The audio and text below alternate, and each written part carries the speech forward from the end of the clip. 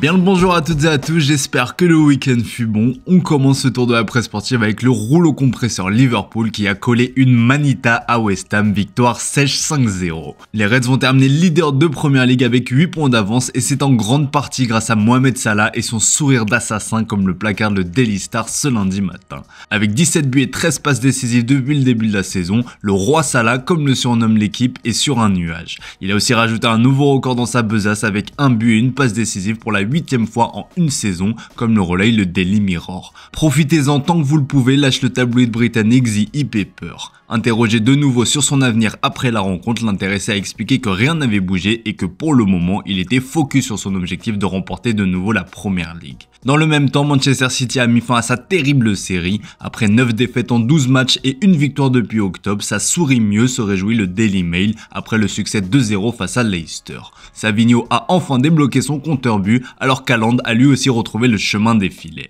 Les jours heureux sont de retour, espère le Manchester Evening News. Les hommes de Pep Guardiola sont 5e du classement avec 14 points de retard sur le leader Liverpool. En Italie, ça jouait aussi ce week-end et Tuttosport s'inquiète ce matin pour la Juventus en se demandant ce qu'il se passe. Bien que toujours invaincu, la vieille dame n'avance pas et enchaîne les matchs nuls. Les hommes de Thiago Motta ont partagé les points à 11 reprises cette saison, plus que toute autre équipe. C'était encore le cas hier avec ce match nul 2-2 face à la Fiorentina. L'inévitable Moïse Kean en feu a encore marqué, alors que le héros du côté de la Juve n'est autre que Khéphren Thuram, auteur d'un doublé. Le français a crevé l'écran et confirme le cap qu'il est en train de franchir cette saison. Le Corriere dello Sport le met à l'honneur sur sa une. Plus haut, vous pouvez apercevoir le changement à venir du côté de l'AC Milan, accroché par l'AS Roma ce week-end. Comme on vous l'a révélé, Paulo Fonseca ne va pas faire vieux os sur le banc milanais. L'ancien coach de Porto, Sergio Conceição, est pisté pour le remplacer. Selon le quotidien italien, le portugais arrive.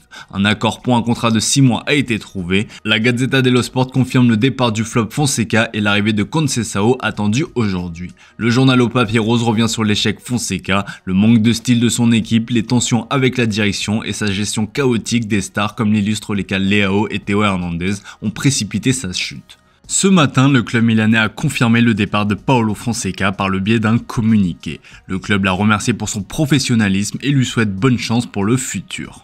En France, il est question de la formation du PSG qui est au cœur du jeu comme vous pouvez le voir dans les pages intérieures du Parisien. À quelques jours de la reprise et surtout du début du mercato, Luis Enrique et son staff ont échangé avec les entraîneurs de préformation et de la formation du club parisien.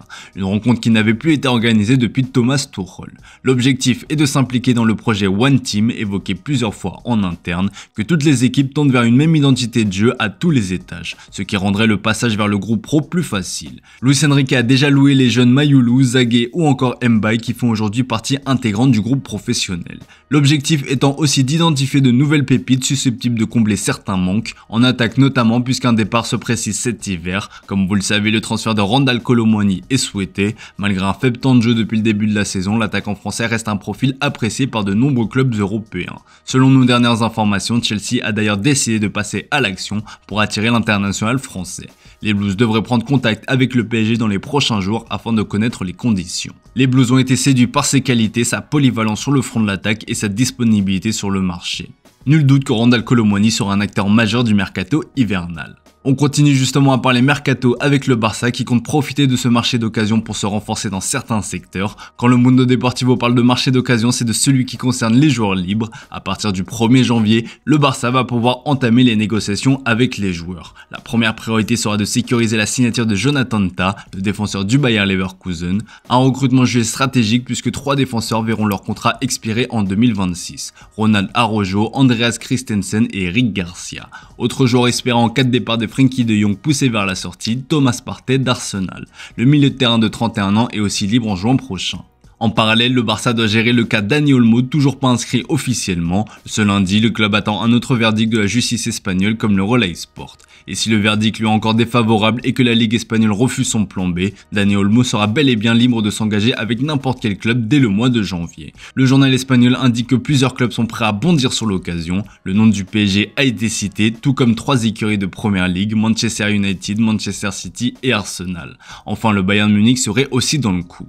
A noter que le Barça a un autre tour dans son sac comme le rapporte AS, le levier VIP avec la vente de futurs sièges du Camp Nou à un fonds qatari qui permettrait de rapporter les fonds nécessaires pour l'inscription de Dani Olmo et de Pau Victor. Le temps presse du côté du Barça. Allez, on termine ce tour de la presse sportive avec le Real Madrid qui va profiter des problèmes financiers de son rival pour s'attaquer à une cible prioritaire découlée, le dénommé Martin Zubimendi, surnommé le nouveau Kroos par AS ce matin. Ça fait plusieurs mois que l'Allemand est parti à la retraite et le Real n'a toujours pas réussi à le remplacer dans le jeu. Le club veut se renforcer dans ce secteur. Et tout indique que l'Espagnol possède le profil parfait. Son âge et son prix en font notamment un candidat idéal. Un pivot à la Xabi Alonso du même type que le Ballon d'Or Rodri. Le journal espagnol fait l'éloge d'un footballeur qui joue et fait jouer le reste de ses coéquipiers. La concurrence sera toutefois rude puisque Liverpool était tout proche de le signer cet été. On rappelle que la clause libératoire du joueur de la Real Sociedad est fixée à 60 millions d'euros.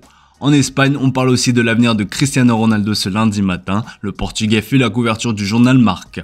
L'attaquant de 36 ans est lui aussi en fin de contrat dans 6 mois et ce dernier ne s'interdit rien. Le journal espagnol assure que CR7 aimerait rester en Arabie Saoudite pour gagner le championnat, mais si un tel scénario ne peut se réaliser, il ne se ferme pas la porte à un autre projet attractif et solide. Reste encore à trouver un club capable de s'aligner sur ses 200 millions d'euros annuels. Voilà les amis, c'est tout pour ce matin, merci pour votre fidélité, très bonne journée à vous. Comme d'hab, on se retrouve en fin d'après-midi pour le traditionnel JT Foot Mercato.